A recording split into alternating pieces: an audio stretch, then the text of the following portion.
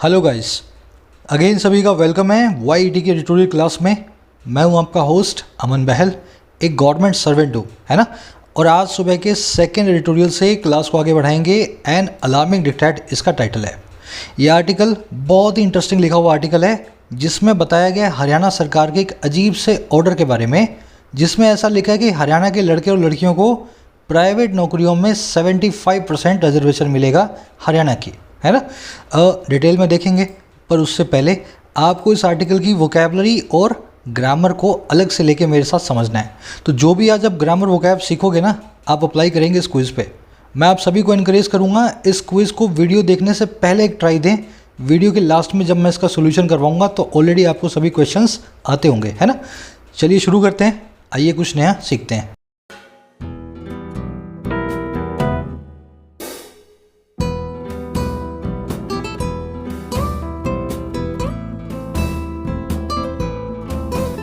कह रहा है एन अलार्मिंग डिक्टेट। देखिए, डिक्टेट का मतलब होता है अ हार्श ऑटोक्रेटिक ऑर्डर, एक बहुत ही कड़ा और तानाशाही आदेश, है ना। हिंदी में बोलते हैं इसको फतवा। कह रहा है एक अलार्मिंग सा फतवा जारी हुआ है। अलार्मिंग का मतलब होता है जो आपको अलार्म कर दे, कंसर्न कर दे, आपको चिंता में डाल दे। तो कह रहा है कहीं से चिंताजनक फतवा सरकार की तरफ से हमें देखने को मिला है। अब देखो बात कहाँ से हो रही है, बात हो रही है ऑन सत्यदेव नारायण आर्याज एसेंट।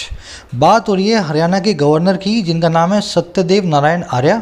इनकी मंजूरी की, इस फतवे को जब इन्होंने मंजूरी दी तभी ये फतवा जो है हमारे लिए चिंताजनक बन गया। एसेंट का मतलब होता है मंजूरी, अग्रीमेंट। एसेंट के बाद में आप अक्सर फिक्स प्रपोजिशन देखेंगे टू। अब ये आप तब देखेंगे जिस चीज़ को मंजूरी दी गई है वो एसेंट के बाद लिखा हो। अगर यहाँ पे कोई वर्ड होता तो आपको टू लगा के उस वर्ड को कनेक्ट करना होता एसेंट से। इसका एक सिनोनिम है कंसेंट, है ना, उसका मतलब ही होता है मंजूरी। चलिए इसके टाइटल पैराग्राफ को देखते हैं, डिटेल में क्या कहना चाह रहा है। उससे पहले अच्छे बच्चे की तरह एक लाइक और एक शेयर वीडियो को, ताकि ये वीडियो यूट्यूब पे आगे सब तक पहुँचे। कह रहा है Haryana's new 75% jobs for locals law is a harbinger of doom. कह रहा है हरियाणा का जो नया लॉ आया है ना, लॉ का नाम क्या है, 75% नौकरियां हरियाणा के लड़के लड़कियों के लिए, 75% जॉब्स फॉर लोकल्स। कह रहा है ये जो लॉ है ना, ये अपने आप में है और क्या है भाई, हार्बिंगर। हार्बिंगर का मतलब होता है इंडिकेशन, मैसेंजर। ये अपने आप में एक निशान है, एक सूचक है आने वाली तबाही का, डूम का। समझ गए ना। तो कह रहे इस लॉ से तबाही पूरे देश में मचने वाली है। आगे देखते जाओ। अब वर्ड्स को देखेंगे। लॉ आपका सब्जेक्ट है एक्वा ब्लू कलर में, और इस जो है पिंक, जो है पिंक कलर में इज़ आपकी वर्ब है। सब्जेक्ट वर्ब आपको हर रोज़ की तरह ब्लू और पिंक कलर में मार्क्ड मिलेगा। ये जो ब्लैक कलर में देख रहे हो, यहाँ कुछ ग्रामर कॉन्सेप्ट होगा, और येलो कलर में कुछ स्पेशल वर्ड्स होंगे जिन पे मैंने अपने नोट्स डाले हुए हैं, है ना। तो सारे कलर्स आपको बता दिए मैंने। हार्बिंगर का मतलब होता है कोई चीज़ जो इंडिकेशन दे आने वाले वक्त की, इंडिकेशन, पोर्टेंट, मैसेंजर, ओमेन आप बोलना चाहें। डूम का मतलब होता है तबाही, डिजास्टर, कैटास्ट्रोफी या कैलामिटी, सब तबाही के सिनोनिम्स हैं, है ना। अब मैं आपको दे देता हूँ एक समरी किस बारे में लिखा हुआ है। हरियाणा में एक नया कानून आया है कि 75% नौकरियाँ हरियाणवियों को ही मिलेगी, प्राइवेट नौकरियों में भी। अब इससे क्या होगा, ये जो कानून है अपने आप में संविधान का मजाक है। संविधान बोलता है आप देश में कहीं भी बस के काम कर सकते हो, भारत का कॉन्स्टिट्यूशन, लेकिन हरियाणा का लॉ बिल्कुल इससे उल्टा जाता है। हमारा आर्टिकल क्या कह रहा है, वो ये कह रहा है कि अभी आने वाले टाइम में जो लड़के लड़कियां बाहर के स्टेट से हरियाणा में नौकरी करते हैं, उनको अपनी नौकरियां खोनी पड़ेंगी।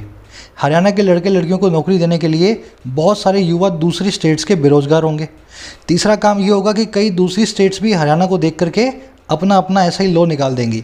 तो जैसे अमेरिका के लिए वीज़ा लगता है, अब MP, राजस्थान, महाराष्ट्र और हरियाणा के लिए भी वर्क वीज़ा लेना पड़ जाएगा।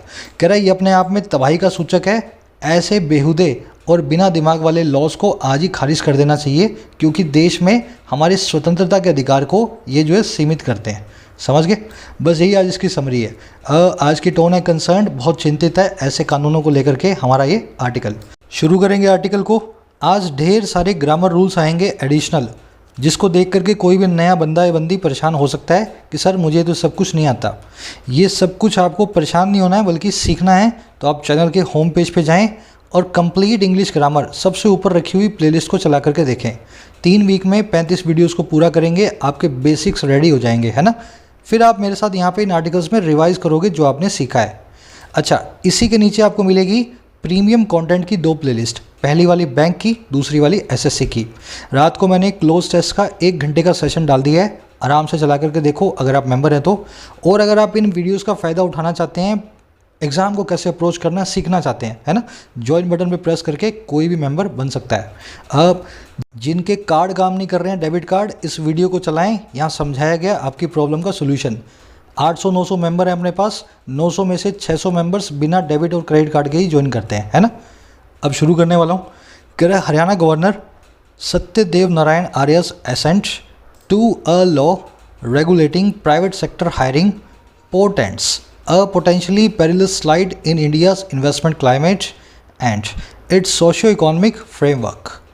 कह रहे हरियाणा के जो गवर्नर साहब है, जिनका जो एसेंट है, एसेंट मैंने ऊपर बताया था ना, मंजूरी किसी चीज़ को लेकर के, तो कह रहे गवर्नर साहब की जो एसेंट है, जो मंजूरी है। अब देखो एसेंट के बाद में टू प्रेपोजिशन फिक्स है ना, तो ये एसेंट है एक लॉ के लिए, एक कानून के लिए। और कौन सा कानून? जो रेगुलेट करेगा, जो नियंत्रण करेगा, और किसको? प्राइवेट सेक्टर में हायरिंग को, प्राइवेट सेक्टर में कैसे नौकरियां दी जाती है। कह रहे ये जो एसेंट है ना, ये पोर्टेंड करती है, ये इंडिकेटर बनती है, ये सूचक बनती है। और किसका? एक पोटेंशियली संभावित तौर पे बहुत ही पेरिलस स्लाइड का, बहुत ही खतरनाक ढलान का। और किस में? इंडिया की इन्वेस्टमेंट क्लाइमेट में, इंडिया की इन्वेस्टमेंट के जो है हालात में, और इसके सोशो इकोनॉमिक फ्रेमवर्क में, हमारे सामाजिक और आर्थिक ढांचे में। समझ गए ना। तो इनकी जो मंजूरी है इस कानून को, ये सूचक बनती है आने वाले टाइम में एक खतरनाक ढलान का हमारे इन्वेस्टमेंट में और हमारे समाज के आर्थिक और सामाजिक ढांचे में। अब देखने वाले वर्ड्स, एसेंट की वर्ब है पोर्टेंट्स। पोर्टेंट मतलब किसी चीज़ का इंडिकेटर बनना, हार्बिंगर बनना, किसी चीज़ को प्रिडिक्ट करना पहले से ही। पेरिलस मतलब बहुत ही रिस्की। पेरिल नाम के नाउन से पेरिलस नाम का एडजेक्टिव बनाया है। रिस्की, डायर या डाइसी को बोलते हैं जो है पेरिलस, जोखिम भरा। फ्रेमवर्क मतलब ढांचा, इसको आप स्ट्रक्चर भी बोल सकते हैं। एसेंट के बाद में प्रेपोजिशन टू फिक्स है, देखो यहाँ आई हुई है। जिस चीज़ को मंजूरी दी जा रही है उस चीज़ को एसेंट से जोड़ने के लिए टू प्रेपोजिशन बीच में हमेशा आएगी। करे the Haryana state employment of local candidates act of 2020 seeks to ensure that 75% of all jobs with gross monthly salaries of up to 50,000 are provided to the states on residents। कह रहे ये जो नया law है ना, पूरा नाम है इसका Haryana state employment of local candidates act. तो ये एक्ट है जो कब का भाई? 2020 का। कह रहे ये एक्ट सीख करता है, कोशिश करता है कि ये पक्का करे, इंश्योर करे। अच्छा, किस चीज़ को? कि 75% जो सारी की सारी जॉब्स हैं, 75% जो नौकरियां हैं, और कौन सी नौकरियां? ग्रोस मंथली सैलरी जिनकी 50,000 है या 50,000 तक है, कह रहे वो सारी की सारी प्रोवाइड होती हैं, दी जाती हैं स्टेट के खुद के रेसिडेंट्स को, हरियाणा के लड़के लड़कियों को। समझ गए ना। तो ये वाला लॉ है, ऐसा काम ये इंश्योर करता है। अब इसमें देखने वाले वर्ड्स, एक्ट की वर्ब है सीक्स, 75% की वर्ब है आर प्रोवाइडेड। कह रहा the clamour for preserving economic activity for sons of the soil is a recurrent theme now. Andhra Pradesh had passed a similar law in 19 and MP CM has promised one to reserve 70% private sector jobs। कह रहा है जो clamour है, जो एक noise है, जो शोर है, और किस चीज़ का? प्रिजर्व करने का, बनाए रखने का, बचाए रखने का, इकोनॉमिक एक्टिविटी को, आर्थिक गतिविधियों को, मिट्टी के सपूतों के लिए, सन्स ऑफ द सॉइल के लिए। राजस्थान वाले राजस्थान वालों को नौकरी देंगे, हरियाणा वाले हरियाणा वालों को देंगे। तो कह रहे ये जो शोरगुल है ना, क्लैमर है इस चीज़ का, कह रहे ये अपने आप में एक रेकरेंट थीम है। ये एक ऐसी थीम है जो बार बार आपको देखने को मिलेगी पूरे देश में, रेपिटेटिव थीम है। अब कैसे हो रहा है काम? कह रहा है सबसे पहले आंध्र प्रदेश ने पास किया था ऐसे लॉ को 2019 में, और फिर एमपी के सीएम ने भी प्रॉमिस कर दिया था ऐसे ही एक लॉ को, वन को, जो रिजर्व करेगा 70% प्राइवेट जॉब्स को एमपी के अंदर, एमपी के लड़के लड़कियों के लिए। तो कह रहे ये शोरगुल सिर्फ हरियाणा का नहीं है, सारे देश में यही बीमारी है। आंध्र प्रदेश भी यही करने वाला है, कर चुका है, एमपी भी यही करने वाला है, और हरियाणा ने भी यही कर दिया है। अब देखो इसके अंदर देखने वाली चीज़ें, क्लैमर की वर्ब है इस, आंध्र प्रदेश की had past, past perfect tense में, क्योंकि ये काम पहले ही हो चुका है ना। और एमपी की वर्ब है एमपी सीएम की हैज़ प्रॉमिस्ड। इसमें देखने वाला कुछ लग नहीं रहा मुझे। रेकरेंट मतलब जो बार बार आए, जो बार बार करंट हो, है ना, रिकरेंट या रेकरेंट बोलते हैं इसको। रेपिटेटिव हो, फ्रीक्वेंट हो, बार बार देखने को मिले। क्लैमर मतलब शोरगुल, शोरगुल के सारे सिनोनिम लिख दिए हैं। ये एक अच्छा सिनोनिम है अपहेवल। अपहेवल का मतलब होता है अफरा तफरी, शोरगुल से निकलने वाली अफरा तफरी। कह रहा है हरियाणा's law could face legal challenges like Andhra Pradesh did, as it ostensibly flies in the face of the constitution, especially article this and this of constitution। कह रहे हरियाणा का जो लॉ है वो फेस कर सकता है कानूनी चैलेंजेस को, कानूनी चुनौतियों को, जैसा कि आंध्र प्रदेश वाले ने भी किया था। तो आंध्र प्रदेश के लॉ को भी घसीट करके कोर्ट में ले जाया गया, वैसे ही हरियाणा वाले को भी ले जाया जाएगा। करेक्ट, क्योंकि ये जाहिर तौर पे ostensibly fly in the face of होता है, डिसरिगार्ड करता है, मजाक बनाता है हमारे संविधान का, कॉन्स्टिट्यूशन का, खास करके कॉन्स्टिट्यूशन के इन दोनों के दोनों आर्टिकल्स का। समझ गए ना? हमारा कॉन्स्टिट्यूशन तो यही कहता है ना, आप कहीं भी बच सकते हैं, किसी भी धर्म को फॉलो कर सकते हैं, कहीं भी नौकरी कर सकते हैं। तो ये लॉ तो गलत है कॉन्स्टिट्यूशन के हिसाब से। अब देखने वाली चीज़ें, लॉ की वर्ब है कुड फेस, ऑस्टेंसिवली का मतलब है जाहिर तौर पे, अपरेंटली, सीमिंगली, एविडेंटली। इट की वर्ब है इन the face of, flies in the face of. Fly in the face of एक फ्रेज होता है, इसका मतलब होता है हिंदी में अवहेलना करना, किसी की बात को ना मानना। सरकार ने बोला घर से बाहर मत निकलो तो मास्क लगाओ, और आप घूम रहे हैं बिना मास्क के पूरे शहर में, तो आप fly in the face of कर रहे हैं सरकार की गाइडलाइंस के सामने। फ्लाउट, डिफाई और डिसरिस्पेक्ट तीनों इसके सिनोनिम है। Operationally, the law imposes onerous and contentious responsibilities on key personnel of firms in the state, including those with as few as 10 employees।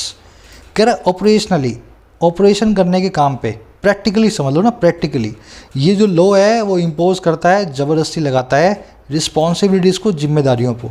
अच्छा, कैसी जिम्मेदारियाँ? एक तो जो है ऑनरस और दूसरी जो है कंटेंशियस।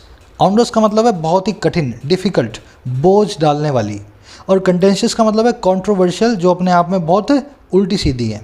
कह रहा प्रैक्टिकली देखा जाए तो ये कानून बड़ी उल्टी सीधी और बड़ी ही बोझ वाली रिस्पॉन्सिबिलिटीज़ को इम्पोज करता है। अच्छा, ये किसके ऊपर इम्पोज करता है?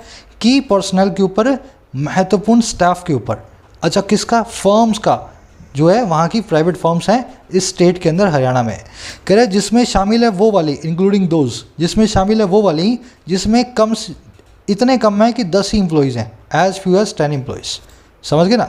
तो 10 एम्प्लॉय वाली फर्म्स में भी वहाँ के मालिक को, प्रोपराइटर को अजीब सी रिस्पॉन्सिबिलिटीज़ लॉ में मिल गई हैं, जो बड़ी बोझ लगने वाली हैं और बड़ी ही कॉन्ट्रोवर्शियल हो सकती हैं।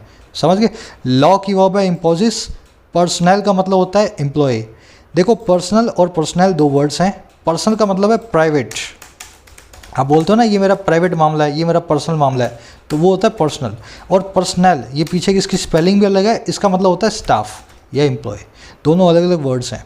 अब ये दोनों वर्ड आपने देख लिए, ऑनरस मतलब बोझिल करने वाला, कंटेंशियस मतलब कंट्रोवर्शियल। अब यहाँ पे कॉन्सेप्ट करवाऊंगा एज फ्यू एज का। बहुत लोगों की रिक्वेस्ट है, सर ये कॉन्सेप्ट क्या होता है, हमें समझाओ। देखो, मैनी और फ्यू दो एडजेक्टिव्स हैं, बेसिक ग्रामर में आपको सिखा चुका हूँ। मैनी और फ्यू यूज़ होते हैं काउंटेबल नाउन से पहले, और मच और लिटिल यूज़ होते हैं अनकाउंटेबल नाउन से पहले, है ना? वैसे ही एज मैनी और एज फ्यू एज और एज मच और एज लिटिल एज इसी फॉर्मूला को फॉलो करेंगे। अब देखो, एज मैनी एज और एज फ्यू एज का मतलब क्या होता है। जैसे इस सेंटेंस को देखो, there were as many few much या लिटिल, जो भी आप लगाओगे, as 50,000 people attending the lecture.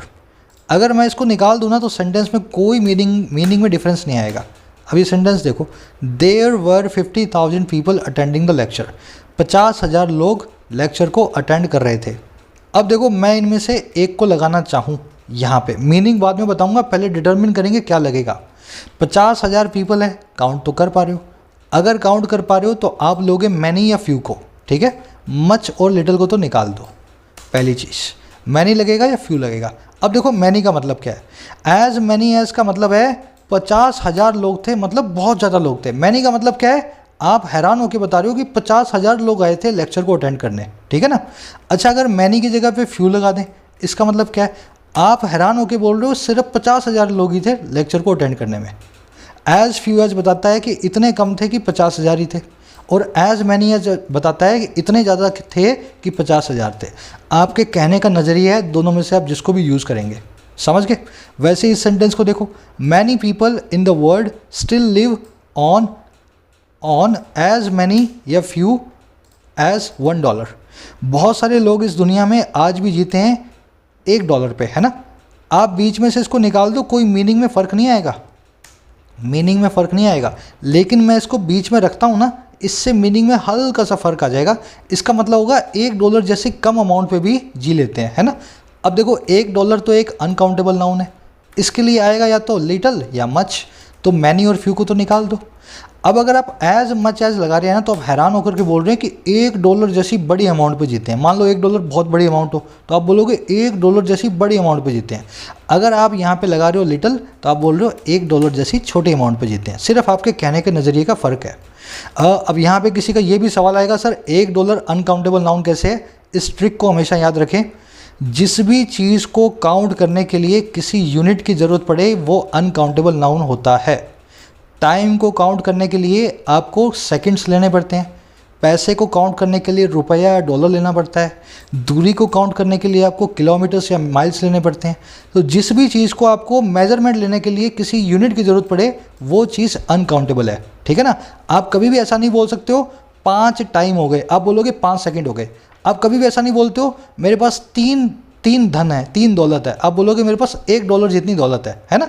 तो हमेशा मेजरमेंट जिसको चाहिए हो वो नाउन कभी भी काउंटेबल नाउन नहीं हो सकता। चलो आगे बढ़ते हैं।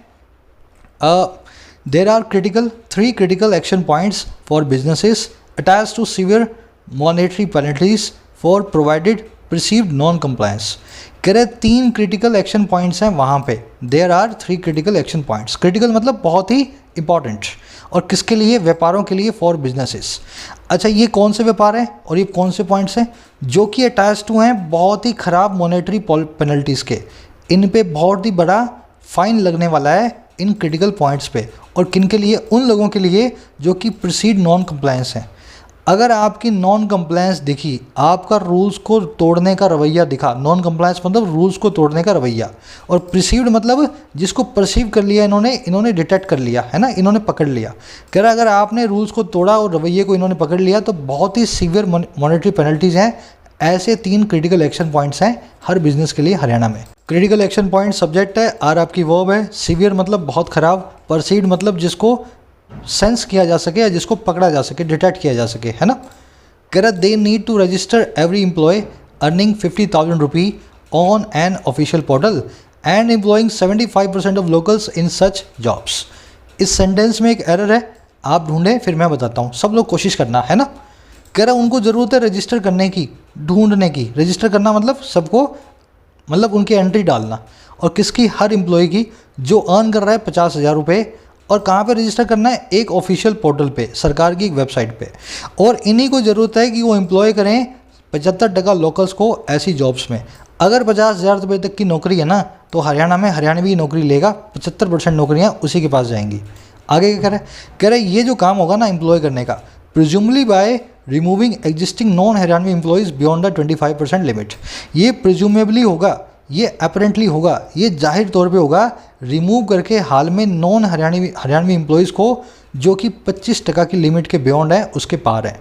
तो मान लो मैं अगर हरियाणा में नौकरी करता हूँ, प्राइवेट जॉब, अगर मेरी कंपनी में 25% से ज़्यादा स्टाफ बाहर का है तो मेरी नौकरी जाएगी और किसी हरियाणवी को नौकरी मिलेगी। समझ गए? अब आ जाओ सेंटेंस में देखने वाली चीज़, देगी वर्ब एंड नीड। अर्निंग यहाँ पे एडजेक्टिव है, वो वाला एम्प्लॉई जो 50,000 पे अर्न करे। अब आ जाओ सेंटेंस में गलती देख लेते हैं। नीड वर्ब अपने बाद हमेशा एक इन्फिनेटिव लेती है। I need to go, we need to eat, है ना। आई नीड गोइंग नहीं लिखते, वी नीड ईटिंग नहीं लिखते।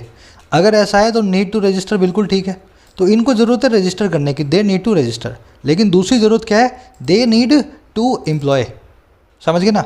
एम्प्लॉइंग क्यों आ गया यहाँ पे रजिस्टर लगाया टू लगा के, तो यहाँ भी लगा के टू एम्प्लॉयज़ को करेंगे आप। गलती हो जाती है, मिसप्रिंट है। चलो आगे बढ़ते हैं। Most preposterous is seeking. कुछ लोग यूँ बोलते हैं सर द हिंदू भी इतनी गलतियाँ करता है क्या? अरे दुनिया का हर अखबार करता है, ये भी करता है, थोड़ी कम करता है। आप तो वो इंग्लिश सीखो कि आप गलतियाँ पकड़ो, है ना। मज़ा आए आपको पकड़ के, आप एडिटर को लेटर लिखो, ईमेल लिखो कि देख यार क्यों इतनी गलतियाँ करता है तू। कह रहे most preposterous is seeking exemptions to the law. Firms can hire outsiders by proving that local candidates for a desired skill are not available। कह रहा सबसे बिजार, सबसे प्रिपोस्टरस, सबसे अजीब और हंसी की बात है वो है सीक करना एग्जाम्पशन को, ढूंढना या मांगना छूट को। एग्जाम्पशन मतलब रिलीफ, राहत या छूट। अच्छा किस में? इस लॉ के अंदर।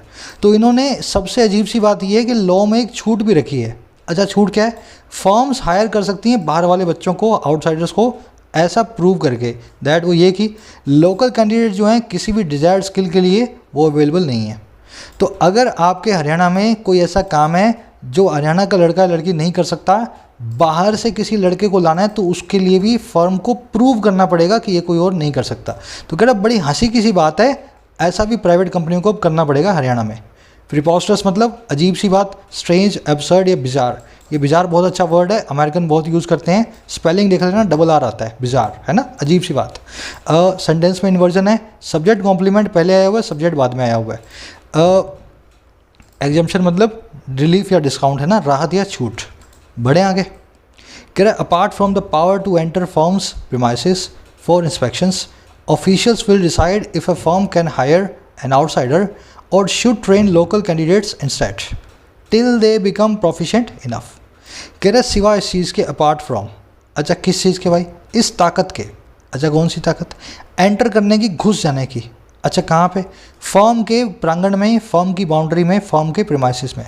कह रहे ताकत तो मिली है फर्म की बाउंड्री में घुस जाने की, इसके साथ साथ अपार्ट फ्रॉम हुआ क्या, ये होगा काम इंस्पेक्शन के लिए। कह रहे इसके साथ साथ जो ऑफिशियल्स हैं ना वो ये भी डिसाइड करेंगे हाँ कि ना एक फर्म हायर कर सकती है एक बाहर वाले लड़के या लड़की को, या फिर उस फर्म को ट्रेन करना चाहिए वहाँ के लोकल कैंडिडेट को बजाय हायर करने के इंस्टेड। और कब तक, ये हायर तब तक होगा जब तक वो बन जाते हैं प्रोफिशिएंट इनफ, जब तक वहाँ के हरियाणा के लड़के उस काम को सीख ना लें। इस एक ही सेंटेंस में चार ग्रामर रूल हैं, ध्यान से देखना। यही सेंटेंस पूरे आर्टिकल का सबसे इंपॉर्टेंट सेंटेंस है, ठीक है। सबसे पहले वर्ड्स देख लेना, ऑफिशियल्स की वर्ब है विल डिसाइड, फर्म की वर्ब है कैन हायर, और दूसरी वर्ब है शुड ट्रेन, और के बाद दे की वर्ब है बिकम। प्रोफिशिएंट का मतलब है स्किलफुल, दक्ष, कॉम्पिटेंट, है ना, डेक्स्ट्रस। अब देखने वाली चीज़ें देखो, अपार्ट फ्रॉम, देखो अपार्ट फ्रॉम, बिसाइड और बिसाइड्स, तीन वर्ड्स हैं हमारे पास। बिसाइड और बिसाइड्स के बीच में आप फ़र्क जानते होंगे। बिसाइड का मतलब है बाजू में, और बिसाइड्स एस लगने का मतलब है एडिशनली। तो इन दोनों के बीच का फ़र्क आप इसलिए जानते हैं, जैसे कि a lot of pedestrians sat beside या बिसाइड्स द फायर, बहुत सारे पैदल राहगीर, पेडेस्ट्रियन मतलब पैदल चलने वाले राहगीर, कह रहे बहुत सारे पैदल चलने वाले मुसाफिर बैठ गए आग की बाजू में। अब देखो आग की बाजू में बैठे हैं तो आप लगाएंगे बिसाइड, है ना, बिसाइड्स नहीं आएगा। ये तो सिंपल सा रूल है, आप जानते हैं। लेकिन बिसाइड्स का एक सिनोनिम है अपार्ट फ्रॉम। अब सिनोनिम तो है लेकिन इसका यूज़ दोनों का अलग अलग होता है।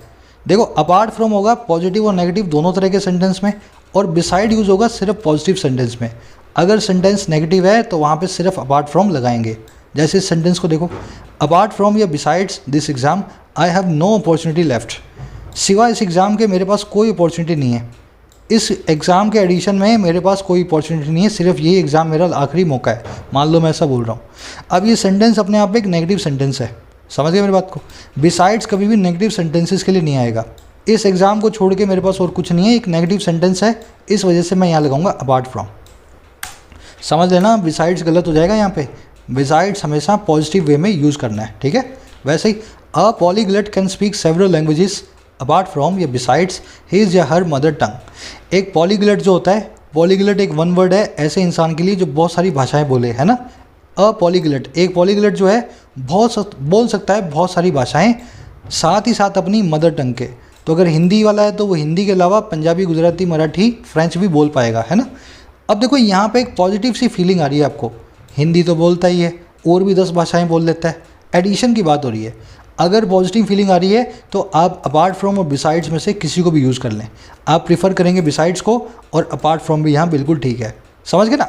पॉजिटिव फीलिंग में दोनों ठीक हैं। अगर नेगेटिव फीलिंग आई तो बिसाइड्स कभी यूज़ नहीं होगा, सिर्फ और सिर्फ अपार्ट फ्रॉम यूज़ होगा। ये था कॉन्सेप्ट नंबर 1। अब दूसरा देख लो, एंटर के बाद में आप कभी प्रेपोजिशन ना लगाएं। मैं वहाँ घुस गया तो I entered that house. Enter के बाद में no preposition when you are entering somewhere physically. लेकिन एंटर के बाद में इनटू आएगा और ऑन भी आएगा। इनटू आएगा जब किसी के साथ कोई कॉन्ट्रैक्ट करो या डिस्कशन करो, और ऑन आएगा जब किसी चीज़ को शुरू करो। मैं आप सभी को एनकरेज करूँगा, ये मैं कई बार करवा चुका हूँ, इनटू और ऑन पे एक एक सेंटेंस अपने दिमाग में बनाओ, लिखो कमेंट सेक्शन में, याद तो करो कम से कम, है ना। इनटू और एंटर इनटू या एंटर ऑन से कैसे एक सेंटेंस बन सकता है। अब तीसरा कॉन्सेप्ट, प्रीमाइस और प्रीमाइसिस में क्या फ़र्क होता है। प्रीमाइस का मतलब होता है आधार, प्रीमाइसिस का मतलब होता है बाउंड्री। ठीक है। His suspension was based on the premise या premises that he was gambling in the office premise या प्रीमाइसिस। उसका सस्पेंशन बेस था इस आधार पे कि वो ऑफिस में जुआ खेल रहा था। अब देखो बेस था इस आधार पे, आधार के लिए वर्ड क्या होता है? प्रीमाइस, प्रीमाइसिस नहीं प्रीमाइस, तो प्रीमाइस होगा आपका यहाँ पे, है ना। उसका सस्पेंशन का आधार था ये, प्रीमाइस था ये कि वो गैम्बल कर रहा था ऑफिस की प्रीमाइसिस में, ऑफिस की बाउंड्री में। जुआ खेलना है बाहर खेल, अगर ऑफिस में जुआ खेल रहा है पकड़ लिया तो आपको सस्पेंशन मिल गई, है ना, प्रीमाइसिस में। तो दोनों अलग अलग वर्ड्स हैं। अच्छा, अब चौथा कॉन्सेप्ट है ही इतने कॉन्सेप्ट, आज क्या करें, है ना। इनफ, इनफ एक एडजेक्टिव भी और एक एडवर्ब भी है। जब ये एडजेक्टिव होगा तो नाउन से पहले आएगा, एडवर्ब होगा तो नाउन के बाद जो है एडजेक्टिव के बाद में आएगा। एडवर्ब एडजेक्टिव और वर्ब्स के लिए आती हैं, एडजेक्टिव नाउन्स के लिए आते हैं। अगर इनफ एक नाउन है तो नाउन से पहले, अगर इनफ एक एडवर्ब है तो उस एडजेक्टिव के बाद।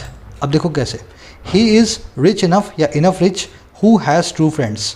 वो इंसान अपने आप में बहुत अमीर है जिसके पास सच्चे दोस्त हैं। अब देखो रिच एक एडजेक्टिव है, इसके लिए आया इनफ। अगर एडजेक्टिव के लिए इनफ आया है तो इनफ बन गया एडवर्ब। अगर एडवर्ब बन गया तो एडजेक्टिव को फॉलो करेगा। तो मेरा आंसर होगा ही इज़ रिच इनफ, ना कि इनफ रिच।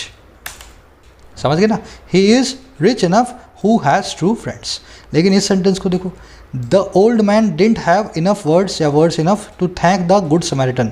ओल्ड मैन के पास सही वर्ड्स नहीं थे, पर्याप्त शब्द नहीं थे गुड समैरिटन को, अच्छे दोस्त को, अच्छे राहगीर को थैंक करने के लिए। इसने उसको रास्ता पार करवाया, इसके पास इनफ वर्ड्स नहीं थे उसको धन्यवाद बोलने के लिए। अब देखो good words, enough words, words एक नाउन है, इनफ एक एडजेक्टिव हो गया। अगर ये एडजेक्टिव है तो नाउन से पहले आएगा, नाउन के बाद में नहीं आएगा, है ना। तो इस केस में वर्ड्स इनफ को निकाल दूंगा और लगाऊंगा इनफ वर्ड्स। एक ही वर्ड है, दोनों जगह अलग अलग पोजीशन ले रहा है। आप सेंटेंस को ब्रेक करेंगे और समझेंगे क्या काम कर रहा है, तभी आप डिटरमिन कर पाएंगे इनफ की करेक्ट पोजीशन क्या है। बढ़े आगे, कह रहा है even if this harks back to an inspector raj system the process would dissuade employers from operating in the state, thus defeating the idea of boosting local jobs when unemployment is running high। कह रहा है even if, यहाँ तक कि जबकि ये पूरी की पूरी चीज़ हार्क बैक करती है। हार्क बैक करने का मतलब है रिमाइंड करवाना, याद ताज़ा करना।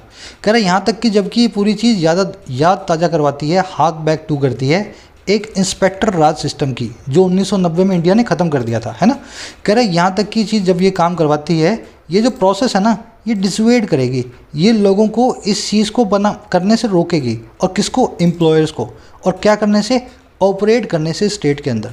अब कोई भी प्राइवेट कंपनी हरियाणा में ऑफिस खोलने से पहले सोचेगी 4 बार। कह रहा है इस प्रकार से डिफीट कर देगा इस आइडिया को, विचार को, जो है बूस्ट करने का लोकल जॉब्स को। और कब? जब अनएम्प्लॉयमेंट जो है रन हाई कर रही है, बहुत ज़्यादा बेरोज़गारी बढ़ी हुई है। आपने हरियाणा के लड़के लड़कियों के लिए कानून बनाया, लेकिन हरियाणा से इस कानून के चक्कर में अगर प्राइवेट कंपनियां ही भाग गई तो फिर किसको नौकरी दोगे? हरियाणा के लड़कों को भी नौकरी नहीं मिलेगी। समझ गए ना। तो पंचायती इंस्पेक्टर राज सिस्टम की हमें याद दिलाती है 1990 वाले। अब आज उस पर देखने वाले वर्ड्स, हार्क बैक मतलब रिमाइंड करवाना, डिसवेड और परसुएड दो वर्ड्स हैं। परसुएड का मतलब होता है किसी काम को करने को राजी करना, डिसवेड का मतलब होता है राजी तो करना लेकिन किसी काम को ना करने को राजी करना। समझ गए। परसुएड के बाद में टू आएगा, डिसवेड के बाद में फ्रॉम आएगा। Nobody can persuade him from helping us. कोई भी उसको राजी नहीं कर सकता हमारी मदद करने को, वो इतना ढीठ है, मदद नहीं करेगा, कोई भी उसको राजी कर ही नहीं सकता। परसुएड का मतलब है राजी करना। अब इसके बाद में लगेगा टू, तो persuade him to help us. Clear हो गया इतना। फ्रॉम को बदल दूंगा टू में और इसके आगे लगा दूंगा बेयर इन्फिनेटिव, टू इन्फिनेटिव बना दूंगा। लेकिन मैं ऐसा बोलूँ, nobody can dissuade him to help us. उसे हमारी हेल्प करने को कोई भी ना राजी नहीं कर सकता। समझ गए ना। हमारी हेल्प वो करके ही मानेगा, तुम करवा के दिखाओ उसको, हमारी हेल्प करने से रोक के दिखाओ। तो यहाँ पे डिसवेड है, डिसवेड का मतलब है किसी काम को ना करने के लिए राजी करना। यहाँ लगाऊंगा फ्रॉम, ठीक है। और फ्रॉम के बाद में वर्ब की आईएनजी फॉर्म आएगी, आप जानते हैं जीरेंड होता है फ्रॉम के बाद में, फ्रॉम हेल्पिंग अस। चलिए आगे बढ़ें। ज़्यादा बर्डन फील मत करना। मैं कोशिश करता हूँ जितना हो सके सेंटेंस के साथ में ही आपको ग्रामर बता दूँ, ताकि आपको प्रैक्टिकली समझ में आए कैसे क्वेश्चंस बनते हैं, है ना। कर but this is not just about happening Haryana becoming a difficult place to do business.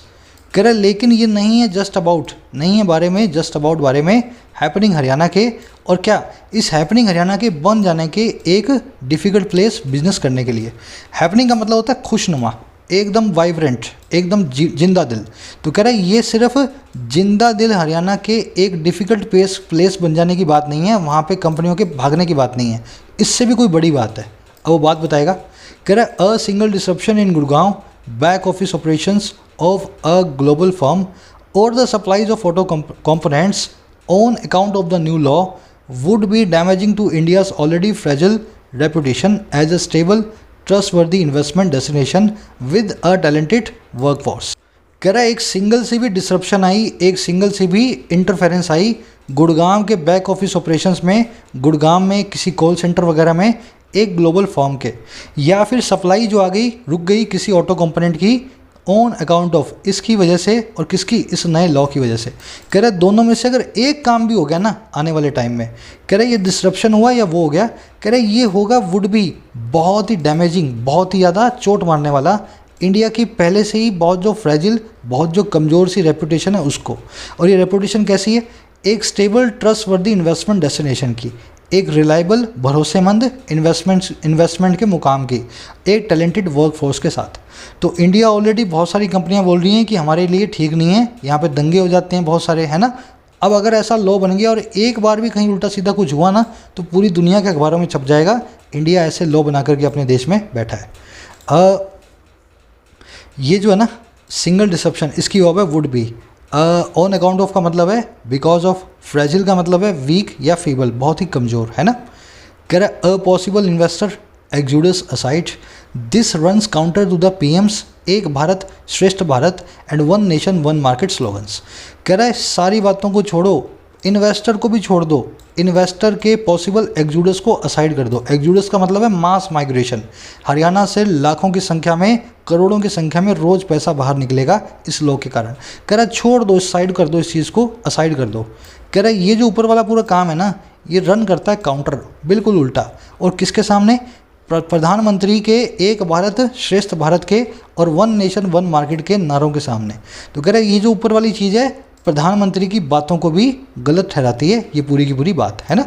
एक्जूडस का मतलब है मास माइग्रेशन, बड़ी संख्या में किसी चीज़ का कहीं से बाहर निकलना। कह रहा rising unemployment could spur more states to follow suit and the logic could be extended to internal capital flows next. अब कह रहे दूसरी स्टेट भी ऐसा ही काम करेंगी, बढ़ती हुई जो बेरोज़गारी है वो स्पर कर सकती है, वो इनकरेज कर सकती है, वो उकसा सकती है और भी स्टेट्स को कि वो फॉलो करें इस सूट को, हरियाणा के एग्जाम्पल को वो भी अपनाएं, है ना। कह रहा और जो लॉजिक है ना उसको एक्सटेंड किया जा सकता है और आगे से आगे बढ़ाया जा सकता है, कहाँ तक, इंटरनल कैपिटल फ्लो तक नेक्स्ट इसके बाद।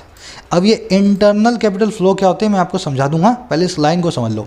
और स्टेट भी हरियाणा को देख करके खरबूजे को देख के खरबूजा रंग बदलेगा, फॉलो करेंगी वो सूट को, क्योंकि अनएम्प्लॉयमेंट बढ़ रही है।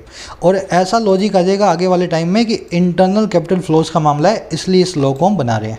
अब देखो इंटरनल कैपिटल फ्लो क्या होते हैं, अगले सेंटेंस से बता रहा है। कह रहा Bihar CM Nitish Kumar has already pointed out that Bihar's deposit in the banking system are not matched by credit disbursals into the state। कह रहा बिहार के सीएम ऑलरेडी पॉइंट आउट कर चुके हैं, इशारा कर चुके हैं दैट वो इस चीज़ की तरफ कि बिहार के जो डिपॉजिट हैं इसके बैंकिंग सिस्टम में, बिहार के बैंकों में जितना पैसा जमा होता है वो मैच्ड बाय नहीं होता, वो बराबर नहीं होता है किसी भी तरीके से क्रेडिट डिसबर्सल के, जो वहाँ से डिसबर्स होता है पैसा, है ना, स्टेट के अंदर। कहने का मतलब क्या है, बिहार में से पैसा निकलता है ज़्यादा और आता है कम, नीतीश कुमार का ये कहना है। उसका सीधा सीधा इशारा ये है कि वहाँ पे बिहारियों को नौकरी नहीं मिली हुई बल्कि बाहर से आकर के लोग नौकरी कर रहे हैं, वो सारा पैसा बिहार से बाहर ले जा रहे हैं, है ना। तो कह रहे ये होता है इंटरनल कैपिटल फ्लो। आगे जा कर के इसी का बहाना लेकर के स्टेट्स बोलेंगी हम बिहार के हैं, हम बिहारियों को नौकरी देंगे, हम राजस्थान के हैं, हम राजस्थानियों को नौकरी देंगे। समझ गए ना, इस तरीके से होने वाला है। गलत बात है। डिसबर्सल का मतलब है डिस्ट्रीब्यूशन या पेमेंट, किसी चीज़ को आगे आगे पहुंचाना, है ना। इसमें और कुछ देखने वाला नहीं है, सब्जेक्ट वर्ब आप मिला लें, नीतीश कुमार जी की वर्ब है पॉइंटेड आउट। चलिए, कह रहा it is time the centre disavows such legislation which threatens to not only unleash a sort of work visa regime for Indians within the country but also damage crucial workplace diversity. कह रहा वक्त आ गया, it is time मतलब वक्त आ गया है। Centre डिजुएट करे, centre ना करने को मनाए, और किसको, ऐसे लेजिस्लेशन को, ऐसे कानूनों को हतोत्साहित करे, इनको एनकरेज ना करे। अच्छा कौन सा कानून है भाई, ये कौन से की लेजिस्लेशन है जो थ्रेटन करते हैं किस चीज़ को, ना केवल अनलीश करने को, ना केवल खुला छोड़ने को, लगाम खोलने को, एक टाइप के वर्क वीज़ा के रेजीम की, एक टाइप के वर्क वीज़ा के प्रशासन की, और किसके लिए, भारतीयों के लिए, इंडियंस के लिए, हमारे देश में। अब ऐसा ना हो हरियाणा में नौकरी करनी है तो हरियाणा की सरकार से वीज़ा लेना पड़े कि आपके यहाँ आकर के नौकरी कर लें पंजाब से, है ना। तो कह रहे ये एक ऐसा लेजिस्लेशन है जो इस चीज़ की लगाम खोल देगा, एक टाइप के वर्क वीज़ा की, ना केवल इस चीज़ की बट ऑल्सो डैमेज करेगा क्रूशियल वर्क प्लेस की डाइवर्सिटी को। डाइवर्सिटी क्या होती है, एक जगह पे सब काम कर रहे हैं, पंजाबी भी कर रहा है, हरियाणवी भी कर रहा है, राजस्थानी भी कर रहा है, तो ये डाइवर्सिटी को भी डैमेज करेगा इस तरह का रिजीम। अब इसमें देखने वाली चीज़, नॉट ओनली बट ऑल्सो अपने बाद में same type of part of speech लेंगे। नॉट ओनली के बाद में वर्ब आई है, बट ऑल्सो के बाद में भी वर्ब आई है ना। अनलीश का मतलब होता है किसी की लगाम खोल देना, लीश का मतलब भी लगाम होता है ना, अनलीश मतलब किसी चीज़ को रिलीज़ कर देना, रिजीम मतलब प्रशासन। इट इज़ टाइम के बाद पास्ट सब्जेंटिव मूड आता है। आज वीडियो लंबी होगी, फिर कभी बताऊंगा। वैसे सबको पता होगा, मोस्ट ऑफ द व्यूअर्स जानते होंगे ना, यहाँ पे पास्ट सब्जेंटिव मूड यूज होना चाहिए था इट इज़ टाइम के बाद। कह रहा immobilising a much wanted young workforce and rupturing the social fabric with this push for insularity would be the start of an unstoppable slide. कह रहा immobilise करना, इसका मतलब क्या होता है, किसी को पैरालाइज करना, किसी को लकवा मरवा देना, किसी को इनकैपेसिटेट करना, उसकी ताकत ले लेना। कह रहा ताकत लेने का जो काम है ना, अपाहिज बनाने का जो काम है, उस यंग वर्कफोर्स को, उस युवा हमारी वर्कफोर्स को जो मच वांटेड है, जिसकी सारी दुनिया में हम छाती पीटते हैं, है ना, सारी दुनिया को बोलते हैं ना इंडिया के पास यंग वर्कफोर्स है, सबसे ज़्यादा है ना, तो जिसका हम परचम लहराते हैं, बोस्ट करते हैं पूरी दुनिया में, अगर उसी यंग फोर्स को अगर आप अपाइज कर दोगे और आप रप्चर कर दोगे, आप काट छाट कर दोगे, आप फाड़ दोगे सोशल फैब्रिक को, सामाजिक ढांचे को, इस पुश के साथ जो है इंसुलरिटी का, अलगाववाद का, इंसुलरिटी मतलब अलगाववाद, हम हरियाणवी, हम हरियाणा में नौकरी करेंगे, तुम बाहर जाओ। कह रहा है ये होगा ना अपने आप में इमोलाइज करने का काम, रप्चर करने का काम, ये होगा वुड बी एक शुरुआत, एक अनस्टॉपेबल स्लाइड की, एक ऐसी ढलान की जिसको कोई रोक ही नहीं सकता। समझ गए ना।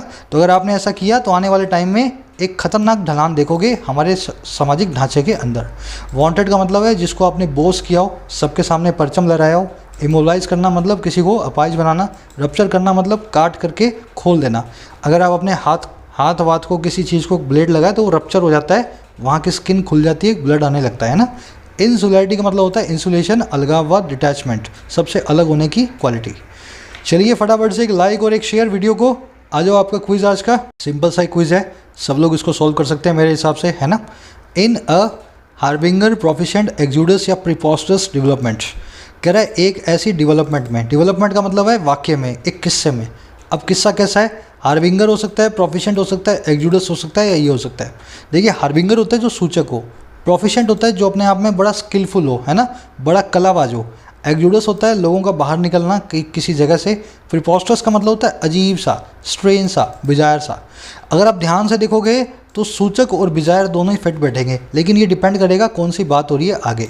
मैं यहाँ पे ए और डी दोनों को अपना आंसर मान लेता हूँ और आगे देखता हूँ क्या मुझे चूज़ करना है ना। सेकंड देखो, कह रहा है इस तरह की एक डेवलपमेंट में बिसाइड या बिसाइड्स, अपार्ट फ्रॉम या अलॉन्ग विद, इन चारों में से जो भी, the quad group countries, no other country has raised the issue of origin of COVID-19 virus at the world platform। कह रहे सिवा क्वाड ग्रुप कंट्री के 4 कंट्रियाँ, इंडिया, अमेरिका, ऑस्ट्रेलिया और जापान। कह रहे इन 4 कंट्रियों के सिवा किसी भी कंट्री ने रेज नहीं किया है इस मुद्दे को, जो है कोविड-19 के ओरिजिन का, शुरुआत का, वर्ल्ड प्लेटफॉर्म में, है ना। अब देखो यहाँ पे एक नेगेटिव सी फीलिंग आ रही है आपको। अगर नेगेटिव फीलिंग आ रही है तो बिसाइड्स तो यूज हो नहीं सकता, और बिसाइड का मीनिंग यहाँ पे वैसे भी नहीं बनता। नेगेटिव फीलिंग के लिए आप यूज़ करते हैं अपार्ट फ्रॉम को। सेकंड में हो गया अपार्ट फ्रॉम। अब फर्स्ट वाले पे आ जाओ। अपार्ट फ्रॉम, क्वाड कंट्री के अलावा किसी ने भी नहीं किया, ये कैसी एक डेवलपमेंट होगी, हार्बिंगर होगी या प्रीपोस्टरस होगी। अगर आप मीनिंग से जाओगे तो प्रीपोस्टरस आपका आंसर है। ये डेवलपमेंट ऐसी डेवलपमेंट है जो कि बड़ी ही बिजार है, बड़ी अजीब सी है। 4 ही कंट्रियाँ दुनिया में जो चाइना के सामने खड़ी हैं, है ना। तो डी और सी आपका आंसर है। अब आ जाओ आगे। The geopolitics experts attribute this phenomenon to the fact that ratio of business that most countries have with China is, अब कुछ डालना है इसमें, enough skewed enough या enough distorted in their favor and it is hard to persuade them. कह रहे ये जो जियोपॉलिटिक्स एक्सपर्ट्स हैं, ऐसे एक्सपर्ट्स जो दुनिया की पॉलिटिक्स को देखते हैं, वो एट्रीब्यूट करते हैं इस फिनोमिनन को, वो रीज़न बताते हैं इस फिनोमिनन का। ये वाला तथ्य, ये वाला फैक्ट, ये वाली स्टेटमेंट वो ये कि जो रेशो है, जो प्रतिशत है बिजनेस का जो ज़्यादातर कंट्रियाँ रखती हैं चाइना के साथ, वो है इस, अब देखो क्या है वो, इनफ स्क्यूड है या स्क्यूड इनफ है या इनफ स्क्यूड है या इनफ डिस्टॉर्टेड है, ये आपको अपने हिसाब से देखना है। अब ध्यान से देखो, स्क्यूड मतलब झुका हुआ, एक एडजेटिव है। एडजेटिव के लिए अगर इनफ आएगा तो एक एडवर्ब बन के आएगा, और एडवर्ब बन के जब जब इनफ आता है एडजेटिव के बाद में आता है। डिस्टॉर्टेड भी एक एडजेटिव है, वर्ब की थर्ड फॉर्म। अब ध्यान से देखो, सिर्फ एक ही जगह बाद में आ रहा है, सी में, समझ गए ना। स्क्यूड इनफ का मतलब है इतना ज़्यादा स्क्यूड, इतना ज़्यादा एक तरफ झुका हुआ। तो जियोपॉलिटिक्स एक्सपर्ट्स यही बोलते हैं कि ज़्यादातर कंट्रियों का बिजनेस बहुत ज़्यादा झुका हुआ है चाइना के साथ, उन्हीं कंट्रीज़ के फेवर में, और इतना झुका हुआ है कि ये बहुत ही हार्ड है, बड़ा ही मुश्किल है कि उनको परसुएड किया जाए, उनको इस चीज़ को ना करने के लिए राज़ी किया जाए। अब देखो यहाँ आप कुछ लगाओगे, फ्रॉम रेजिंग टू रेज या from raise their voice against their most reliable business partner. तो इतना ज़्यादा झुका हुआ है कि उनको राज़ी नहीं किया जा सकता कि आप चाइना के खिलाफ अपनी वॉइस को जो है रेज करो, ठीक है ना। परसुएड के बाद में आप जिसको परसुएड कर रहे हैं, राज़ी कर रहे हैं, उसको लिखेंगे, और फिर जिस चीज़ के लिए राज़ी करेंगे इन्फिनेटिव के साथ में लिखेंगे, परसुएड टू रेज, समझ गए ना। डिसुएड होता तो यहाँ था फ्रॉम रेजिंग, और परसुएड आया तो टू रेज आपका हो गया फोर्थ में आंसर। आगे बढ़ो, फिफ्थ नंबर कह रहा as many as FUS as much as या as little as 150 countries boast of net exports to the Chinese economy. कह रहा इतनी सारी, कितनी सारी, 152 कंट्रियाँ बोस्ट ऑफ करती हैं इस चीज़ का, इस चीज़ को सबके सामने रखती हैं, और किस चीज़ को, नेट एक्सपोर्ट्स को, चाइनीज़ इकॉनमी को। तो 152 कंट्रियाँ बोलती हैं कि हमारे एक्सपोर्ट्स चाइना के भरोसे हैं, इतनी सारी कंट्रियाँ। अब देखो कंट्रियों को तो गिन सकते हैं, इसके लिए कोई यूनिट की ज़रूरत नहीं है, तो मैं यहाँ पे लिटल या मच को यूज़ नहीं कर सकता, मैं करूँगा मैनी को या फ्यू को। अब बताओ, दुनिया में 200 करीब कंट्रियाँ हैं, उसमें से 150 कंट्रियाँ चाइना को अपना माई बाप मानती हैं, तो ये एज मैनी एज वाली बात है या एज फ्यू एज वाली बात है? जाहिर सी बात है एज मैनी एज वाली बात है ना। दुनिया का 75% जो है वर्ल्ड पॉपुलेशन अगर चाइना को एक्सपोर्ट करके खाना खा रही है, तो ये एज मैनी एज वाली बात है। आई थिंक समझ गए होंगे, काउंटेबल है तो एज मैनी एज। चलिए मुलाकात लूँगा कल की वीडियो में। अब एक लाइक और एक शेयर देना, अपने जो स्कोर को बताया करो कमेंट सेक्शन में कितना आपको मिला आउट ऑफ 5, है ना। तब तक के लिए साइनिंग आउट।